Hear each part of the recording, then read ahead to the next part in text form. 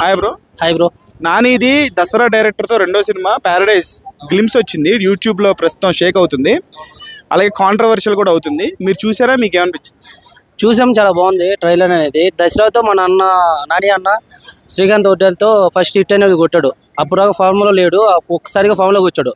ఆ దసరా మూవీ అనేది అతని కెరియర్లో చాలా బాగా యూజ్ఫుల్ అయిపోయింది.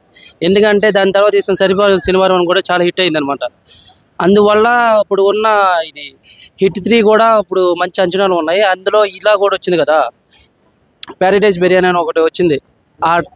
ఆ ఓడే చాలా గూస్ బంప్స్ వచ్చేలాగా ఉన్నాయి. ప్యారడైజ్ బిర్యానీ కాదు, ప్యారడైజ్ సినిమా పేరు.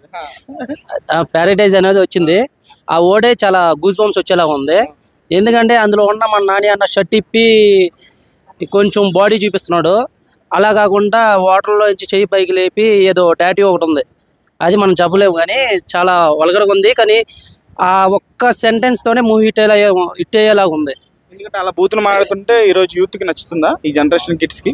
అన్న కన్ఫామ్గా అన్న. ఎందుకంటే ఇప్పుడు వచ్చే చాలా సినిమాలు బూతులు అయ్యి చోట్ల ఎలివేషన్ ఒకటి చూస్తున్నాడు. ఎలివేషన్ చూడడం వల్ల మనకి సరైన సినిమాకి సరైన ఎలివేషన్ పడ్డది అనుకో, బాక్స్ ఆఫీస్ దగ్గర ఎన్నో కలెక్షన్స్ వస్తాయి. ఇప్పుడు మన చెప్పుకోవాలంటే మన ప్రభాస్ అన్న సలార్ మూవీ కూడా ఒక్కొక్క ఎలివేషన్ ఒక్కొక్క కలెక్షన్ తెచ్చిపెట్టి బూతులు ఉండవు నా. కాకపోతే మనకు కావాల్సింది యూత్ అనేది ఎలివేషన్స్ చూస్తున్నాడు. కొత్త స్టోరీ కావాలి, కొత్తగా ఉండాలి.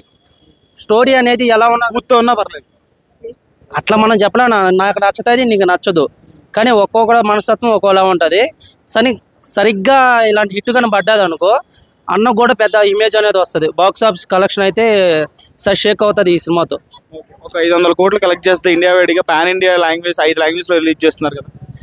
5 లాంగ్వేజెస్ అంటే ఆయన హిందీలో నచ్చితే వాళ్ళు బ్రహ్మరథం పడుతున్నాడు కదా. పుష్పకి, ఇంకా సలార్కి కానీ, మన బాహుబలికి రీసెంట్ మూవీస్ కూడా చాలా వచ్చాయి కదా. మనకి 500 కోర్స్ అనేది ఇప్పుడు ఉండే దాంట్లో చాలా తక్కువ.